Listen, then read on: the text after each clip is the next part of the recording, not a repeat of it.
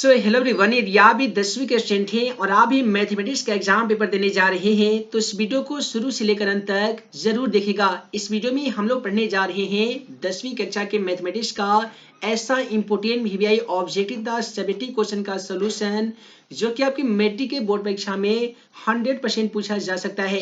तो चलिए फ्रेंड्स, बिना समय गवाए पहला क्वेश्चन का सोल्यूशन देख लेते हैं। है दोस्तों, पैटर्न के बारे में जैसा कि आप सभी को तो जानकारी हो ही गई होगी कि इस बार मैट्रिक के एग्जाम पेपर के मैथमेटिक्स के पेपर में 1 से लेकर 100 तक के ऑब्जेक्टिव सवाल पूछे जाएंगे, जिनमें से केवल 50 ऑब्जेक्टिव क्वेश्चनों का आंसर आप सभी को ओएमआर शीट में रंगना होगा। तो चलिए फ्रेंड्स, बिना समय गवाए पहला क्वेश्चन का आंसर देख लेते हैं। दोस्तों, आज का पहला सवाल क्वेश्चन नंबर 1 हमारा कहता है कि दिए गए बिंदु x1, y1, x2, y2 और x3, y3 यदि संरेख है तो निम्नलिखित में से कौन सा सत्य है। दोस्तों, आप सभी को मालूम होगा कि त्रिभुज का क्षेत्रफल संरेखी होने के लिए त्रिभुज का क्षेत्रफल बराबर 0 होता है। तो त्रिभुज का क्षेत्रफल होता है x1 into y2 minus y3 plus x2 into y3 minus y1 plus x3 y1 minus y2 बराबर 0। तो क्वेश्चन का सही जवाब यहाँ पे ऑप्शन ए हो जाएगा। उसके बाद में अगला सवाल क्वेश्चन नंबर 2 को देख लीजिए। दोस्तों, अगला सवाल क्वेश्चन नंबर 2 हमारा कहता है कि यदि 4 tan थीटा बराबर 4 हो तो थीटा का मान क्या हो जाएगा। यदि हम tan थीटा बराबर केवल 4 लिख देते हैं तो 4 यहाँ पे जो गुना में आप देख पा रहे हैं बराबर की तरफ जाकर ये भाग में हो जाता, 4 से 4 हम कटा देंगे तो 1 हो जाएगा। तो अब आप ही बताइए tan थीटा में यानी tan में कितने डिग्री का मान 1 होता है। तो दोस्तों, मान सरणी याद किए होंगे तो आप सभी को मालूम होगा कि tan में 45 तो वहीं पे cot में 45 डिग्री का मान 1 होता है, इसलिए क्वेश्चन का सही जवाब ऑप्शन सी हो जाएगा। उसके बाद में अगला सवाल क्वेश्चन 3 को देख लीजिए। यहाँ पे क्वेश्चन 3 हमारा कहता है कि यदि कोसेक थीटा बराबर 17/8 हो तो tan थीटा का मान क्या होगा। आप सभी को मालूम होगा कि कोसेक थीटा का फॉर्मूला h/p होता है। क्या होता है जी? h/p होता है। हमें ज्ञात करना है tan थीटा का मान, तो tan थीटा का फॉर्मूला p/b होता है। हम p का मान आसानी तरीके से 8 तो बैठा ही सकते हैं, लेकिन हमें चाहिए b का मान। तो सबसे पहले हम b ज्ञात करेंगे। तो जब भी h और p दिया गया हो, b ज्ञात करना हो तो आसान फॉर्मूला √h² माइनस p² होता है। h का मान देख लीजिए दोस्तों, h का मान क्वेश्चन में 17 है तो आपको यहाँ पे 17 का स्क्वायर करना होगा। p का मान 8 है तो 8 का स्क्वायर करना होगा। 17 का स्क्वायर आप सभी को बता दें 289 होता है, माइनस 8 का स्क्वायर 64 होता है। 289 में से यदि 64 को माइनस करेंगे तो ये हमारा 225 हो जाएगा और 225 का वर्गमूल 15 हो जाता है। तो यहाँ पे b के बदले में हम 15 लिख देंगे। तो इस प्रकार से 8/15 क्वेश्चन का सही जवाब ऑप्शन बी हो जाएगा। उसके बाद में अगला सवाल क्वेश्चन 4 को देखिए। क्वेश्चन 4 कहता है कि एक घड़ी के मिनट वाली सुई द्वारा 60 मिनट में बनाया गया कोण कितना डिग्री होता है। दोस्तों, याद रखिएगा, घड़ी के मिनट वाला सुई द्वारा 1 मिनट में जो कोण बनाता है वो 6 डिग्री का बनाता है। कितना डिग्री का? 6 डिग्री का। तो 60 डिग्री में कितना 60 मिनट में कितना डिग्री का बनाएगा? तो ऐसा कीजिए, 60 में 6 से गुना कर दीजिए तो ये आपका 360 डिग्री आ जाएगा। तो 360 डिग्री ऑप्शन डी में दिया गया है, तो क्वेश्चन का सही जवाब ऑप्शन डी हो जाएगा। उसके बाद में अगला सवाल क्वेश्चन नंबर 5 को देख लीजिए। कहता है कि प्रथम 6 है आभाज्य संख्याओं का माध्य क्या हो जाएगा। तो सबसे पहले हम क्या करेंगे कि 6 आभाज्य संख्या लिख लेंगे, उसका माध्य क्या करेंगे, हमारा क्वेश्चन का सही जवाब आ जाएगा जी। तो देखिए, यहाँ पे सबसे पहले हम आभाज्य संख्या लिख रहे हैं। पहला आभाज्य संख्या हमारा क्या हो जाएगा, तो 1 हो जाएगा। सॉरी, 1 नहीं बल्कि 2 से शुरुआत होता है ना जी। तो यहाँ पे हम लिखेंगे 2, उसके बाद में 3 हो जाएगा, 5 हो जाएगा, 7, उसके बाद में हो जाएगा 11, उसके बाद में हो जाएगा 13। हम यहाँ पे प्रथम 6 आभाज्य संख्या को लिख लिए हैं। अब यहाँ पे क्या करेंगे कि दोनों तरफ से हम संख्या को हटा देते हैं, यानी यहाँ से एक संख्या अलग हो जाएगा तो ये अलग हो जाएगा। बीच में बचता है 2 संख्या, तो 7 और 5 कितना होता है 12, 12 में 2 से भाग लगा देते हैं तो 6। क्वेश्चन का सही जवाब ऑप्शन सी हो जाएगा 6। इसके बाद में अगला सवाल क्वेश्चन नंबर 6 को देख लीजिए। दोस्तों, अगला सवाल क्वेश्चन 6 कहता है कि सेक स्क्वायर 45 डिग्री माइनस 2 बराबर क्या हो जाएगा। तो देखिए, सेक में 45 डिग्री का मान √2 होता है, इसका स्क्वायर कर देंगे और माइनस 2, स्क्वायर से रूट कटेगा तो केवल 2 बचेगा, 2 में से 2 घटा दीजिएगा। क्वेश्चन का सही जवाब 0 आ जाएगा। 0 यहाँ पे ऑप्शन बी में दिया गया है, अतः क्वेश्चन का सही जवाब ऑप्शन यहाँ पे बी हो जाएगा। उसके बाद में अगला सवाल क्वेश्चन 7 को देख लीजिए। कहता है कि 2 न्याय संगत सिक्का उछाले जाते हैं तो 2 शीर्ष यानी चित आने की प्रक्रिया क्या हो जाएगी। मान लेते हैं हम सिक्का को उछाल रहे हैं तो 2 यानी हेड या 2 टेल आने की प्रक्रिया हमसे पूछा गया है। तो 2 चित आने की प्रक्रिया या 2 शीर्ष आने के अनुकूल परिणाम की संख्या कितना हो जाएगा जी, तो 2 हो जाएगा। तो यहाँ पे हम लिखेंगे 2 और यहाँ पे कितना हो जाएगा अनुकूल परिणामों की संख्या 4 हो जाएगा, है ना जी। तो क्वेश्चन का सही जवाब ऑप्शन यहाँ पे 1/4 किसमें है, तो 1/4 ऑप्शन डी में है, तो क्वेश्चन का सही जवाब ऑप्शन डी हो जाएगा। अगला सवाल क्वेश्चन 8 को देखिए कि कहता है कि 2 इंटू 1 में साइन स्क्वायर है, तो हम क्या करेंगे कि 2 1 में साइन स्क्वायर ए बराबर क्या होता है जी, तो कॉस स्क्वायर ए होता है, और बट्टा में दिया गया कॉस स्क्वायर ए, कॉस स्क्वायर ए से कॉस स्क्वायर ए कटा देंगे, तो क्वेश्चन का सही जवाब 2 होगा, जो कि ऑप्शन सी में दिया गया है। उसके बाद में जल्दी जल्दी अगला सवाल क्वेश्चन 9 को हम लोग देख लेते हैं। एक बार जल्दी से वीडियो को लाइक कर लीजिए, नए होंगे चैनल पे तो चैनल को सब्सक्राइब कर लीजिए, ताकि ऐसे ही आने वाली 10वीं कक्षा का हर इंपोर्टेंट क्वेश्चन का वीडियो आप सभी को मिल सके। अगला सवाल कहता है कि दो पासे को एक साथ उछाले जाते हैं तो दोनों पर एक ही संख्या आने की प्रवृत्ति क्या हो जाएगी। देखिए, दो पासे को एक साथ उछालिएगा तो जो कुल परिणामों की संख्या आ जाएगा वो 36 हो जाएगा। क्या हो जाएगा जी, 36 हो जाएगा। और दोनों पासे पे समान संख्या आने के अनुकूल परिणामों की संख्या 6 हो जाएगा। जब इसे हम कटा देंगे तो 6 एकम 6 और 6 एक 36, 1 कटा 6 मतलब कट जाएगा, जो कि ऑप्शन सी में है, अतः क्वेश्चन का सही जवाब ऑप्शन सी होगा। उसके बाद में अगला सवाल क्वेश्चन 10 मना करता है यदि थीटा बराबर 90 डिग्री हो तो sine theta minus cos theta का मान क्या हो जाएगा। यानी हमें क्या करना होगा कि साइन और थीटा के बदले में 90 डिग्री कर देंगे, और फिर माइनस कोस और थीटा के बदले में 90 डिग्री कर देना होगा। देखिए, साइन में 90 डिग्री का जो मान होता है वो 1 होता है, और कोस में 90 डिग्री का मान 0 होता है। यदि हम 1 में से 0 घटा देंगे तो क्वेश्चन का सही जवाब 1 होगा, यानी क्वेश्चन में 10 का सही जवाब ऑप्शन बी हो जाएगा जी। इसके बाद में अगला सवाल क्वेश्चन नंबर 11 को देख लीजिए दोस्तों। अगला सवाल क्वेश्चन 11 कहता है कि यदि एक घनाभ की लंबाई, चौड़ाई तथा ऊंचाई क्रमशः 10 सेमी, 8 सेमी और 6 सेमी है तो इसका विकर्ण क्या हो जाएगा। देखिए, घनाभ का जो विकर्ण का फॉर्मूला होता है वो होता है root under L square plus B square plus H square होता है। एल यानी लंबाई की मान की बात करें तो 10 सेमी दिया गया, तो 10 का स्क्वायर करेंगे तो 100 हो जाएगा। बी अर्थात चौड़ाई का मान यहाँ पे 8 सेमी दिया गया, तो 8 का स्क्वायर करेंगे 64 हो जाएगा। एच का मान यहाँ पे 6 सेमी दिया गया है, 6 के स्क्वायर करेंगे तो 36 जाएगा। आप सभी को मालूम होगा कि 64 और 36 मिलकर 100 होता है, और 100 में 100 को ऐड करेंगे तो ये हमारा 200 हो जाएगा। अब हमें 200 का गुणनखंड करना होगा, तो 10 गुने 10, 10 या 100 दुनी 200 हो गया। डबल 10 का एक 10 रूट से बाहर निकल जाएगा और रूट में बचेगा 2, यानी क्वेश्चन का सही जवाब 10 रूट अंडर 2 होगा। 10 रूट अंडर 2 ऑप्शन ए में दिया गया है, अतः क्वेश्चन का सही जवाब ऑप्शन ए होगा। इसी प्रकार से आइए अगला सवाल क्वेश्चन नंबर 12 को देख लेते हैं। ये दोस्तों अगला सवाल क्वेश्चन 12 हमारा कहता है कि यदि किसी घटना की संभावना P है तो इसके पूरा घटना की संभावना क्या हो जाएगी। क्वेश्चन का सही जवाब ऑप्शन डी हो जाएगा। एक घटना की प्रवृत्ति मान लेते हैं 1 है, तो पूरा घटना की प्रवृत्ति कितना हो जाएगी, तो 1 माइनस पी ना होगा जी। क्वेश्चन का सही जवाब ऑप्शन डी हो जाएगा। चलिए इसी प्रकार से अगला सवाल क्वेश्चन नंबर 13 को देख लेते हैं। दोस्तों अगला सवाल क्वेश्चन 13 कहता है आंकड़े 12, 17, 81, 26, 38, 42, 57, 62 का परिसर क्या होगा। देखिए, परिसर ज्ञात करने का आसान फॉर्मूला उच्च सीमा माइनस निम्न सीमा होता है, या सभी 9th कक्षा में ही पढ़ चुके होंगे। देखिए, इसमें उच्च सीमा यानी सबसे बड़ी संख्या कौन सी है, तो सबसे बड़ी संख्या 81 दिया गया है, और सबसे निम्न संख्या यानी सबसे छोटी संख्या यहाँ पे 12 है। अब क्या करेंगे, 81 में से 12 को माइनस करेंगे, तो माइनस करेंगे तो क्वेश्चन का सही जवाब 69 हो जाएगा, सॉरी 59 हो जाए, 69 ही होगा, जो कि ऑप्शन डी में है, तो क्वेश्चन का सही जवाब यहाँ पे ऑप्शन डी हो जाएगा। अगला सवाल क्वेश्चन 14 को देखिए, कहता है यदि किसी घनाभ का प्रत्येक किनारा ए इकाई हो तो उसका संपूर्ण पृष्ठ का क्षेत्रफल क्या हो जाएगा। देखिए, घनाभ का संपूर्ण पृष्ठ का क्षेत्रफल 6 गुने भुजा का स्क्वायर होता है। 6 गुने भुजा का मान यहाँ पे एल बताया गया है, तो 6 गुने एल का स्क्वायर हो जाएगा, यानी 6 एल स्क्वायर वर्ग इकाई होगा, जो कि ऑप्शन बी में है, अतः क्वेश्चन का सही जवाब यहाँ पे ऑप्शन बी होगा। इसके बाद में अगला सवाल क्वेश्चन 15 को देखिए, कहता है कि आंकड़े 5, 4, 13, 9, 8, 9, 9, 11, 14 का बहुलक क्या हो जाएगा। मैट्रिक एग्जाम पेपर में एक क्वेश्चन 100% ऐसा पूछा जाएगा जहां पे आपसे बहुलक का मान पूछा जाएगा। देखिए, कोई ऐसी संख्या जो सबसे ज्यादा बार आई हो वही आपका बहुलक होता है, तो सबसे ज्यादा बार आने वाली कौन सी संख्या जी, तो 15 है, तो क्वेश्चन का सही जवाब यहाँ सॉरी 9 है, तो क्वेश्चन का सही जवाब ऑप्शन बी हो जाएगा 9। उसके बाद में अगला सवाल क्वेश्चन 16 को देखिए कि निम्नलिखित में से कौन केंद्रीय प्रवृत्ति की माप नहीं है। देखिए, केंद्रीय प्रवृत्ति के माध्यम से माध्य, माध्यक और बहुलक तो ज्ञात कर सकते हैं, लेकिन मानक विचलन नहीं ज्ञात कर सकते हैं। क्वेश्चन का सही जवाब ऑप्शन डी हो जाएगा, मानक विचलन। और इसके बाद में कहता है कि निश्चित घटना की प्रवृत्ति कितनी होती है। आप सभी को बता दें कि असंभव घटना की प्रवृत्ति 0 होती है, लेकिन निश्चित घटना की जो प्रवृत्ति होती है वो 1 होती है। उसके बाद में अधिकतम प्रवृत्ति का मान भी 1 होता है, यह भी याद रखिएगा। उसके बाद में अगला सवाल क्वेश्चन नंबर 18 को देख लीजिए। क्वेश्चन 18 कहता है एक शंकु की त्रिज्या 14 सेमी और इसकी त्रिज्या की ऊंचाई 15 सेमी है, तो शंकु का संपूर्ण पृष्ठ का क्षेत्रफल ज्ञात कीजिए।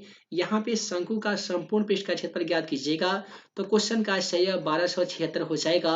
बहुत सारे छात्र छात्राएं क्या करते हैं कि वक्र पृष्ठ का क्षेत्रफल ज्ञात करते हैं पाई आर एल वाले फॉर्मूला पे, तो पाई का मान 22/7 हो जाता है, आर का मान 14 सेमी दिया गया है, एल का मान ही 15 दिया गया है, तो ये 7 दूनी 14 कटा देते हैं, 15 में 30 और 30 में 22 ना करते हैं तो 660 सेमी स्क्वायर आ जाता है। तो लेकिन यहाँ पे वक्र पृष्ठ का क्षेत्रफल नहीं बल्कि संपूर्ण पृष्ठ का क्षेत्रफल कहा गया है, इसलिए क्वेश्चन का सही जवाब यहाँ पे ऑप्शन ए होगा। उसके बाद में अगला सवाल क्वेश्चन 19 को देखिए कि दो वृत्त के परिधियों का अनुपात 3:4 दिया गया है, तो उसका क्षेत्रफल का अनुपात ज्ञात कीजिए। देखिए 100% ये भी सवाल पूछा जाएगा, तो याद रखिएगा जब भी परिधि का अनुपात दे दिया जाता है और क्षेत्रफल का अनुपात पूछा जाता है ना जी, तो हमें उसका स्क्वायर करना पड़ता है।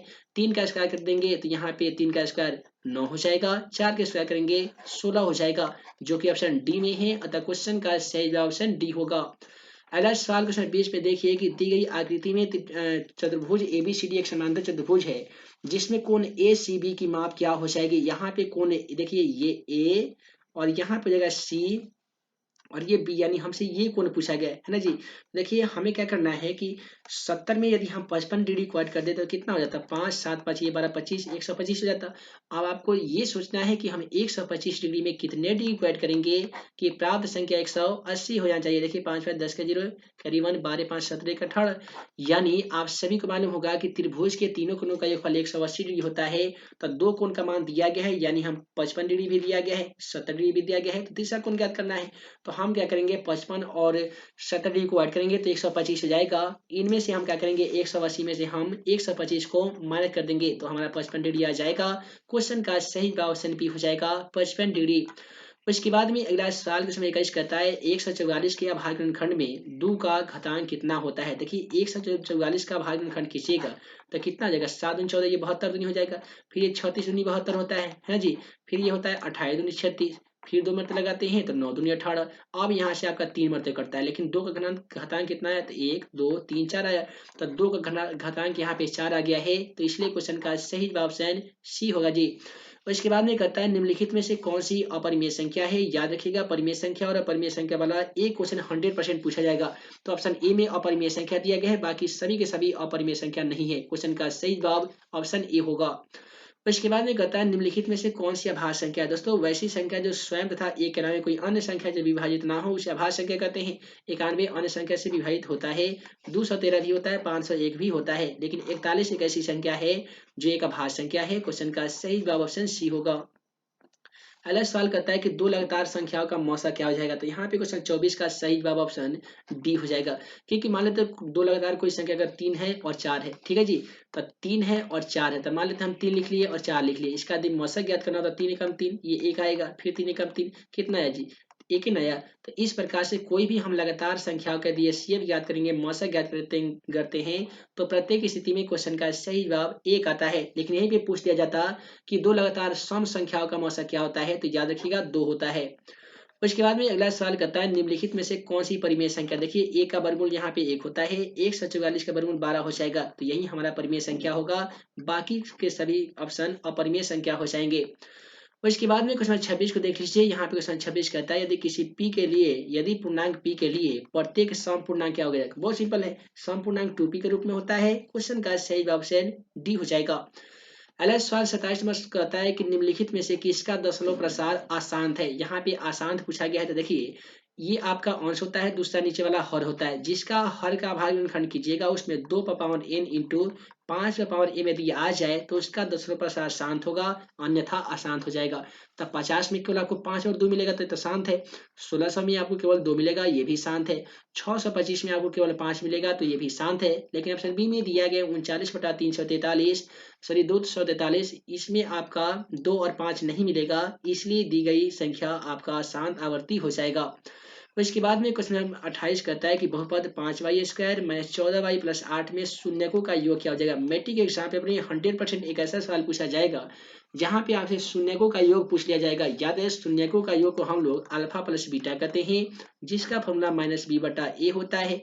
बी का मान ऑलरेडी माइनस में है तो माइनस और माइनस प्लस यहाँ पे केवल 14 लिख लेते हैं। ए का मान यहाँ पे 5 दिया गया तो 5 लिखेंगे। क्वेश्चन का सही जवाब 14/5 होगा, जो कि ऑप्शन सी में दिया गया है। उसके बाद में अगला सवाल क्वेश्चन 29 को देख लीजिए कि एक अशून्य परिमेय संख्या और परिमेय संख्या का गुणनफल क्या होता है। तो दोस्तों याद रखिएगा कि परिमेय संख्या और अपरिमेय संख्या का गुणनफल कभी परिमेय संख्या होता है तो कभी अपरिमेय संख्या होता है। कितने छात्र छात्राओं को लगता है हमेशा परिमेय संख्या होगा, कमेंट सेक्शन में जाकर जरूर बताइएगा। अगला सवाल क्वेश्चन 30 को देखिए कि बहुपद एक्स स्क्वायर माइनस 11 के शून्य क्या हो जाएंगे। तो दोस्तों यहाँ पे हम क्या करेंगे, एक्स स्क्वायर ये जो आप -11 देख पा रहे हैं बराबर में जाकर ये +11 हो जाएंगे। यदि एक्स पर से हम स्क्वायर हटा देंगे तो 11 पे प्लस माइनस में रूट आ जाएगा। इसका कहने का मतलब ये हुआ कि +√11 और -√11, यानी क्वेश्चन का सही जवाब ऑप्शन डी हो जाएगा जी। उसके बाद में अगला सवाल देखिए 31 नंबर सवाल काफी ही ज्यादा इंपॉर्टेंट है और थोड़ा सा इसमें घुमा दिया गया है, ऐसे स्टूडेंट ऐसे क्वेश्चन में ही ज्यादा कंफ्यूज हो जाते हैं। कहता है कि दी गई समकोण त्रिभुज में ए बी बटा ई सी है। तो देखिए यहाँ पे जब ये कोण अल्फा दिया गया है तो सामने वाला भुजा आपका पी हो जाएगा, यानी परपेंडिकुलर लंब हो जाएगा। ये हमारा बेस यानी आधार हो जाएगा। कर्ण हमेशा वही रहता है, कर्ण कभी चेंज नहीं होता है। तो इसमें बुलाया गया है कि त्रिभुज एबीसी में ए बी। तो ए बी का मतलब क्या है, ए बी यानी बी। और इसके बाद में ए सी आपका कौन सा है दोस्तों, तो ए सी एच है। तो आप ही बताइए ए बी बटे ए सी, तब बी बटा एच साइन में होते हैं कि कॉस में होते हैं। तो आप जल्दी से कर सकते हैं सर कॉस में होते हैं, अल्फा के बदले में सॉरी थीटा के बदले में अल्फा दिया गया है। तो क्वेश्चन का सही जवाब हमारा ऑप्शन बी होगा, कॉस अल्फा। और इसके बाद में अगला सवाल क्वेश्चन नंबर 32 को देखिए कि यदि कोसेक थीटा बराबर बी बटा ए हो तो सेक थीटा का मान क्या होगा। देखिए सेक थीटा का फॉर्मूला एच बटा बी होता है और कोसेक थीटा का फॉर्मूला एच बटा पी होता है। एच के बदले में हम आसान तरीके से बी तो लिख सकते हैं, लेकिन बी का तो मान नहीं दिया गया है। सबसे पहले बी ज्ञात करेंगे, आसान formula H square minus P square. H का मान बी दिया गया तो बी स्क्वायर, पी का मान ए दिया गया तो ए स्क्वायर। ये हमारा पी का मान हो गया है। तो हम सॉरी बी का मान हो गया, बी के बदले में हम आसानी तरीके से लिखेंगे कि बी स्क्वायर माइनस कर देंगे ए स्क्वायर। इस प्रकार का ऑप्शन ए में दिया गया है। तो क्वेश्चन 32 का सही जवाब ऑप्शन ए होगा। अगला सवाल क्वेश्चन 33 को देखिए जी, कहता है कि 10 1 degree into 10 2 degree into 10 3 degree dot dot 10 89 degree. देखिए ऐसा सवाल जब भी पूछा जाएगा हमेशा के लिए याद रखिएगा, इसका हमेशा आंसर एक आता है। अगला सवाल कहता है कि cos into 90 degree minus theta बराबर क्या होता है। काफी सिंपल है, cos इंटू 90 माइनस थीटा बराबर साइन थीटा होते हैं। क्वेश्चन का सही जवाब ऑप्शन बी हो जाएगा जी। उसके बाद में अगला सवाल क्वेश्चन 35 कहता है यदि ए बराबर 35 डिग्री हो तो sine A into cosec A का मान क्या हो जाएगा। यानी आपको साइन ए के बदले में 35 कर देना है, गुने कॉस ए के बदले में सॉरी कोसेक है, कोसेक ए के बदले में 35 कर देना है। आप सभी एक फॉर्मूला याद किए होंगे कि साइन थीटा गुने कोसेक थीटा का मान 1 होता है। ठीक उसी प्रकार से sine 35 degree into cosec 35 degree का मान भी 1 होगा। क्वेश्चन का सही जवाब ऑप्शन सी हो जाएगा। उसके बाद में आइए अगला सवाल 36 को देख लेते हैं कि यदि 3 थीटा बराबर 90 डिग्री हो तो cos थीटा का मान क्या हो जाएगा। तो हम क्या करेंगे, थीटा बराबर 90 डिग्री लिखेंगे। 3 जो आप गुना में देख पा रहे हैं बराबर तो जाकर ये भाग में हो जाएगा, ये 30 मतलब ये कट जाएगा। अब आपसे पूछा गया cos थीटा यानी cos 30 डिग्री का मान। तो दोस्तों cos में 30 डिग्री का मान √3/2 होते हैं। √3/2 ऑप्शन ए में दिया गया है, अतः क्वेश्चन का सही जवाब ऑप्शन ए होगा। उसके बाद में क्वेश्चन 37 को देखिए, कहता है कि एक वृत्त का क्षेत्रफल 154 सेमी स्क्वायर है तो इसका परिधि क्या हो जाएगा। दोस्तों परिधि का फॉर्मूला 2πr होता है। परिधि ज्ञात करने के लिए हमें r की जरूरत पड़ेगा।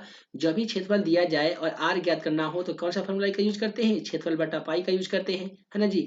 तो यहाँ पे क्या करेंगे कि क्षेत्रफल का मान 154 दिया गया है, 154 लिख देंगे और पाई का मान 22 और बाटा वाला जो 7 जो है ऊपर गुना 7 हो जाएगा। तो ये 7 मतलब 22 सतह 154 होता है और 7 में 7 न करेंगे तो 49 हो जाएगा।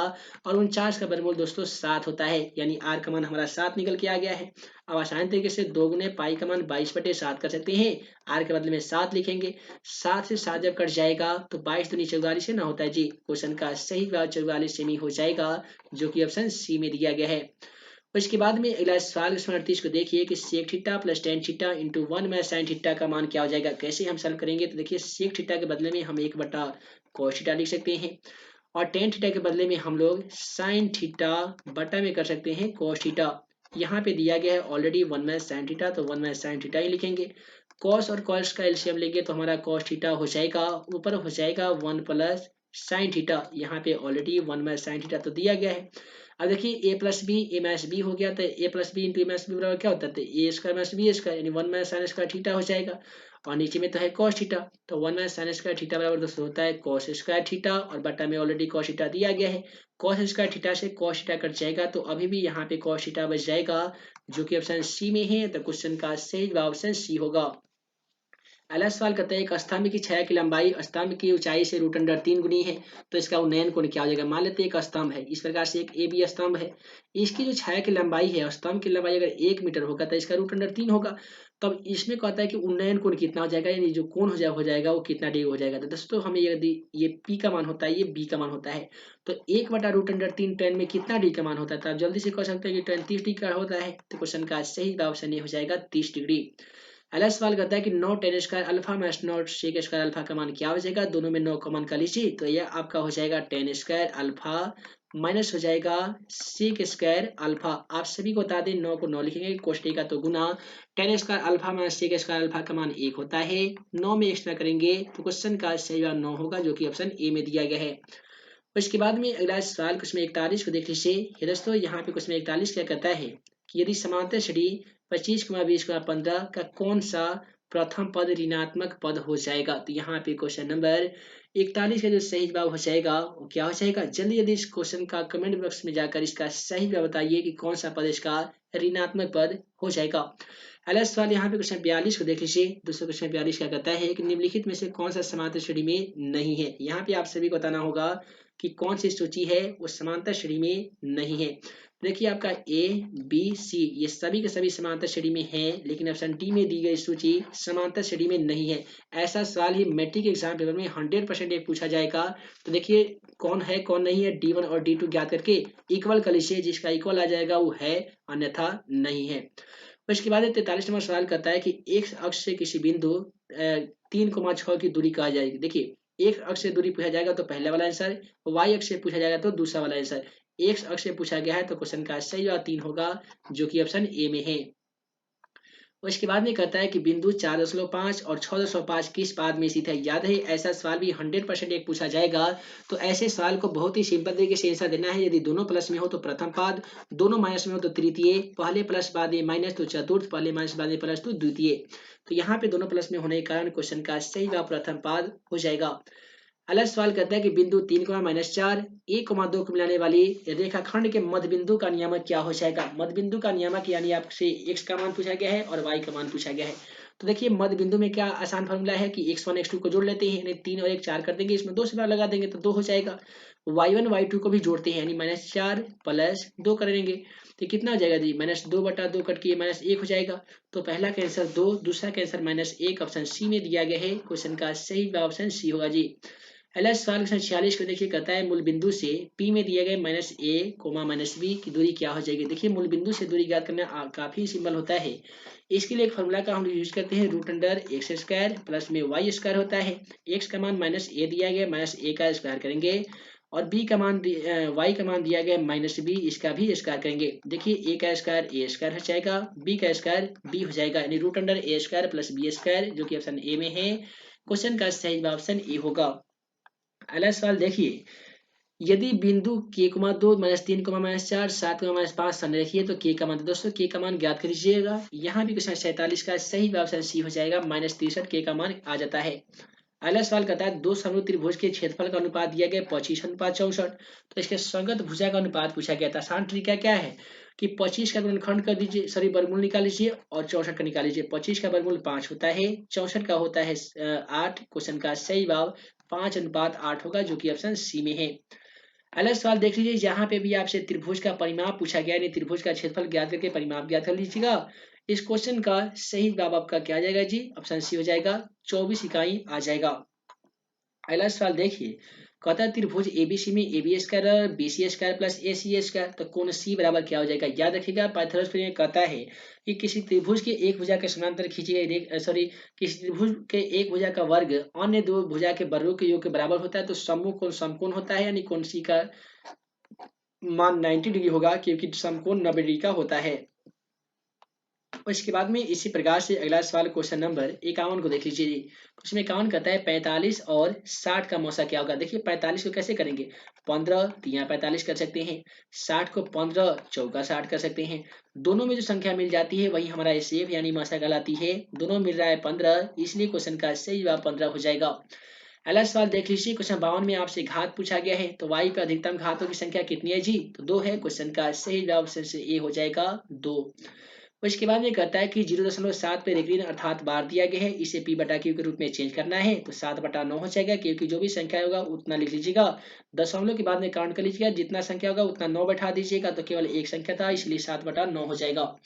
अगला सवाल कहता है यदि एफ एक्स में x Q minus 5x² plus 2x plus 2 में एफ एक्स बराबर 1 दिया गया है, तो कौन सा सत्य हो जाएगा। तो जहाँ पे x दिया गया वहां पे आपको 1 लिखना होगा, यानी 1 का क्यू करेंगे, 5 गुने 1 का स्क्वायर करेंगे, प्लस 2 गुने 1 प्लस 3 कर देंगे, 1 का क्यू 1 हो जाएगा। ये हो जाएगा 5 प्लस 2 प्लस 3, देखिए 3 2 5, 5 में से 5 घटेगा 0, तो यहाँ पे बच गया केवल 1। क्वेश्चन का सही जवाब ऑप्शन सी हो जाएगा 1। ठीक है जी। उसके बाद में क्वेश्चन नंबर 55 को देख लीजिए। क्वेश्चन 55 कहता है कि पाई बटा 3 कौन सी संख्या। देखिए पाई से संबंधित जितना भी सवाल पूछा जाएगा हमेशा अपरिमेय संख्या होता है। क्या होता है जी, अपरिमेय संख्या होता है। उसके बाद में कहता है कि द्विघात प्रपद y² प्लस 3y प्लस 2 के शून्यकों का योग क्या हो जाएगा। देखिए शून्यकों का योग अल्फा प्लस बीटा बराबर माइनस बी बटा ए होता है जी। ठीक है, तो अल्फा प्लस बीटा बराबर माइनस बी बटा ए होता है। बी का मान देख लीजिए 3 दिया गया है, तो आप यहाँ पे -3 लिख दीजिए। ए का मान कुछ भी नहीं है तो एक मानिए, -3 में यदि एक से भाग लगा दीजिएगा तो भी -3 हो जाएगा, और -3 यहाँ पे ऑप्शन डी में दिया गया है, इसलिए क्वेश्चन का सही जवाब ऑप्शन डी होगा। उसके बाद में कहता है 57 में कि 8 पे 5 जीरो दिया गया है, गुने 2 पे 5 जीरो दिया गया है। देखिए दोनों का मान 1 होगा, 1 गुने 1 बराबर कितना हो जाएगा, 1 होगा, जो कि ऑप्शन बी में दिया गया है। और इसके बाद में है कि y² प्लस 1 बटा वाई प्लस 3 बराबर क्या हो जाएगा। तो हम यहाँ पे क्या करने वाले हैं, देखिए y² में यदि x न करेंगे तो ये y² हो जाएगा, बटा में तो y है, और प्लस में यहाँ पे 3y हो जाएगा। ठीक है जी। अब देखिए y² में 1y कट जाएगा तो y प्लस 3y हो जाएगा। तो यहाँ पे देखिए सॉरी ये y² से गुणा करेंगे तो y न स्क्वायर हो जाएगा, तो क्वेश्चन 58 का सही जवाब ऑप्शन डी हो जाएगा, y प्लस 3y², जो कि ऑप्शन डी में दिया गया है। क्वेश्चन का सही जवाब ऑप्शन डी होगा। अगला सवाल कहता है कि यदि 3x प्लस 5y बराबर 0, 9x प्लस 15y बराबर 0, तो x और y का मान क्या हो जाएगा। तो बहुत सिंपल है, x y का मान यहाँ पे दिया गया है, इस समीकरण में पुट कर दीजिए, जिसका मान 0 आ जाएगा वही आपका आंसर सही हो जाएगा। यदि हम 3 और x के बदले में 1 रखते थे तो 3 एकम 3 हो जाता, और ये 5 रहता, तो 3 में से 5 तो घटता, तो ये आता नहीं, 3 के 9, और 9 में से 5 घटे, ये भी गलत है। इसका मान यदि हम 0 रखते और यहाँ पे y में 0 रखते तो 0 0, हाँ देखिए ये आपका सही है, ऑप्शन बी में दिए गए समीकरण इस मान की पुष्टि करता है, इसलिए क्वेश्चन का सही ऑप्शन बी होगा। 60 नंबर सवाल कहता है 3/4 5/4, ये इसका सार अंतर ज्ञात करना, तो क्या करेंगे 5/4 और माइनस कर देंगे 3/4। ठीक है जी, 4 4 का एलसीएम 4 हो जाएगा, वो हो जाएगा 5 - 3, 5 में से 3 घटता है 2, 2/4 कट के 1/2 होता, 1/2 ऑप्शन सी में ही द क्वेश्चन का सही जवाब ऑप्शन सी हो जाएगा। अगला सवाल में यहाँ पे विविक्तर पूछा गया है, यानी डी का मान पूछा गया है। डी ज्ञात करने का आसान फॉर्मूला b² माइनस 4ac होता है। b का मान -15 दिया गया, इसका स्क्वायर कर दीजिए, 4 गुने a का मान कुछ भी नहीं है तो 1 मानेंगे, c का मान यहाँ पे 50 दिया गया तो 50 लिखेंगे। देखिए -15 का स्क्वायर 225 हो जाएगा, और 25 5 का 20 यानी 200 हो जाएगा। 225 में से यदि 200 घटाएंगे तो 25 हो जाएगा, जो कि ऑप्शन ए में है। द क्वेश्चन का सही जवाब ऑप्शन ए हो जाएगा। क्वेश्चन 62 क्या कहता है कि समांतर श्रेणी का पहला पद ए सारवंतर डी है, तो एनवा पदों का योगफल क्या हो जाएगा। देखिए एनवा पदों का योगफल n/2 into 2a plus n-1 गुने डी होता है, जो कि ऑप्शन बी में है, अतः क्वेश्चन का सही जवाब ऑप्शन बी होगा जी। और इसके बाद में इसी प्रकार से, हालांकि इस पीडीएफ में बहुत सारे क्वेश्चन मौजूद हैं जो आप सभी को बनाना बेहद ही जरूरी है। वीडियो लंबी ना हो, जिस कारण मैं इस वीडियो को यहीं पेंट करता हूं। आशा करते हैं आज का यह वीडियो आप सभी को पसंद आया हो तो वीडियो को लाइक करें, अपने दोस्तों में शेयर करें। ऐसे ही नए नए वीडियो पाने के लिए आप हमारे YouTube channel math and magic tips को सब्सक्राइब करना बिल्कुल ना भूलिएगा। तो है दोस्तों, हम जल्द मिलेंगे अगले वीडियो में नए भी क्वेश्चन के साथ। तब तक के लिए आप सभी को वीडियो देखने के लिए बहुत बहुत धन्यवाद।